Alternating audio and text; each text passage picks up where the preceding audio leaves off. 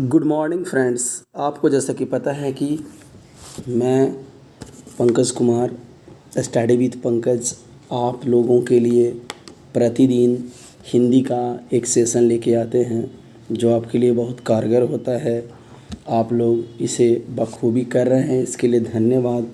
इसी तरह का प्यार और स्नेह दिया करिए। अगर आप ऑफलाइन क्लास लगाना चाहते हैं तो यमुनानगर और जगाधरी स्थित दीक्षा एकेडमी में ऑफलाइन की क्लासेस आप प्राप्त कर सकते हैं।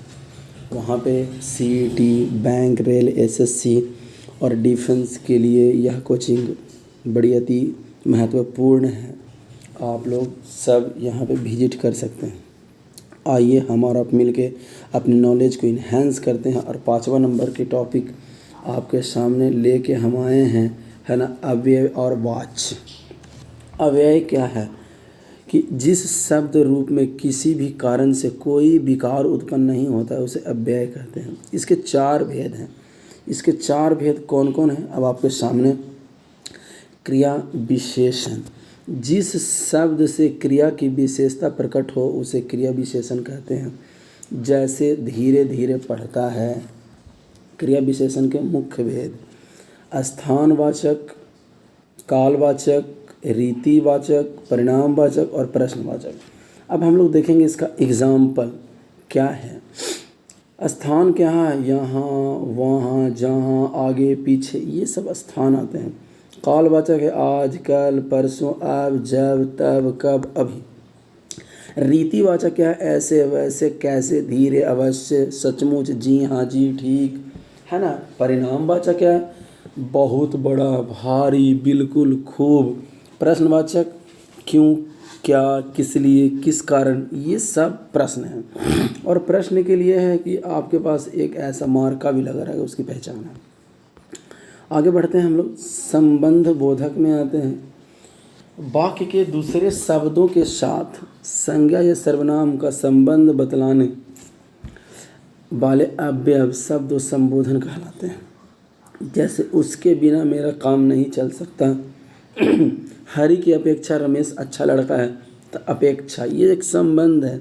इसके 2 भेद हैं। कौन कौन, एक संवर्धन संबोधन और दूसरा अनुवर्धन संबोधन। अब संवर्धन संबोधन के बारे में जानते कि यह विभक्ति के बाद आता है। जैसे जाने के पहले पिता की तरह, है ना, पिता की तरह, घर के भीतर, गली की ओर, ये सब सारे क्या हैं, संबंध दिखाते हैं, है ना। अब देखिए अनुवर्धन में यह किसी संज्ञा या शब्द के बाद आता है। जैसे पुत्र समेत, किनारे तक, तक, घर तक, धन रहित, रत्ती भर, है ना। आगे बढ़ते हैं समुच्चय बोधक। समुच्चय बोधक होते हैं 2 वाक्यांश अथवा वाक्य को जोड़ने वाले अव्यय शब्दों को समुच्चय बोधक कहते हैं। जैसे और, है ना, तथा, व, किंतु, परंतु, ताकि, इसलिए। इसके भी 2 भेद हैं।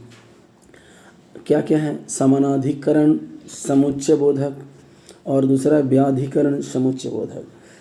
अभी समाधिकरण है उसका जान लेते हैं हम लोग। मुख्य वाक्य को जोड़ने वाले अव्यय को समाधिकरण कहते हैं। जैसे और, तथा, अथवा, है ना, कि, नहीं, तो, इत्यादि, ये सब समाधिकरण है। अगला है व्याधिकरण समुच्चय। एक वाक्य में जब एक या एक से अधिक आश्रित वाक्यों का अवयवों द्वारा जोड़ते हैं या जोड़े जाते हैं तब व्याधिकरण होता है। क्योंकि, इसलिए, है ना, ताकि। अगला है विस्मयादि बोधक। अब विस्मयादि बोधक है क्या, देखिएगा, जिन अवयव शब्दों से हर्ष, आश्चर्य, है ना, ऐसे करके ऐसे लिखा रहता है चिन्ह, भाव प्रकट हो उसे विस्मयाधिक बोधक। जैसे हाय वो मर गया, आहा, अजी, छी, ओहो, अरे, हे, इत्यादि। अब आ जाइए वाक्य के बारे में, है ना। वाक्य किसे कहेंगे, वाक्य, उपवाक्य, मिश्र वाक्य, सरल वाक्य, संयुक्त वाक्य, ये सारे वाक्य हैं। इसके बारे में हम लोग देखेंगे। जिस वाक्य किसको कहते हैं, जिस समूह शब्द से कहने या लिखने वाले अर्थ में समझ आता है उसे वाक्य कहते हैं। जैसे यह भारत है। उपवाक्य में देख लीजिए, उपवाक्य है ना, कि किसी वाक्य से उस सार्थक अंश का उपवाक्य कहते हैं जिसमें कर्ता समाप्ति क्रिया हो। जैसे मैं उस लेखक को जानता हूँ जिसे यह पुरस्कार मिला है।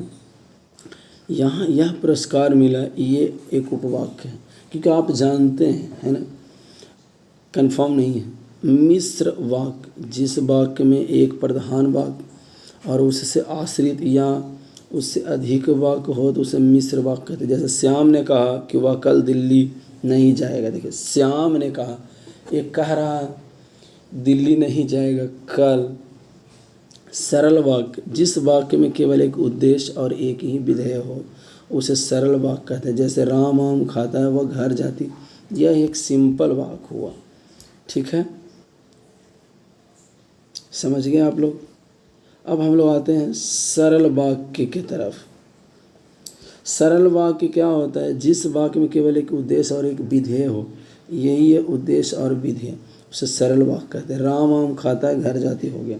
संयुक्त वाक्य में देखेंगे कि जिस वाक्य में दो या दो से अधिक सरल या मिश्र वाक्य हो उसे संयुक्त वाक्य कहते हैं। राम अच्छा है, श्याम नटखट है।